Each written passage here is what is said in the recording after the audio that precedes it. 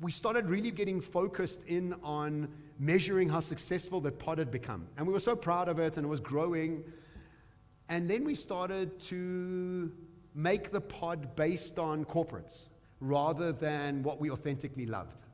And instead of just two friends getting together to have a conversation about what had happened that week, what we started doing was hiring producers and researchers to start putting documents together for us so we could prep correctly for the pod and have the latest stories with us so we could be like more, I don't know, on mark or on trend with what was going on, more professional. Yeah.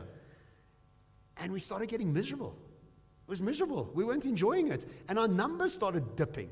And now we're miserable and our numbers are dipping. Now we're like, well, this is shit. Why are we? And it's costing us money.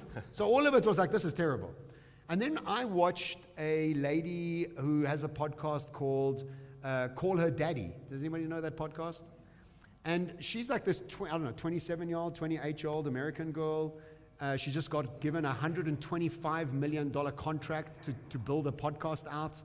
And I listened to her being interviewed, and she was not my cup of tea, but she was 100% authentic, like 1,000% authentic. And I messaged Eric. I was like, Eric, I think we've missed the beat. I think we stopped being authentic. We started creating content based on what we think people would want rather than actually what we were loving doing as being authentic. And really what the message is and the lesson that we've taken away from that is, what are you measuring? Are you measuring bullshit? And if you're measuring bullshit, you're always going to be unhappy. And it's a terrible thing to measure because you never actually arrive. So you can have X amount of views, you always want X plus. And so what we've done as a very clear decision is we don't look at our stats anymore. We don't care. You're listening, not listening. We've got 2 views. We've got 10,000 views.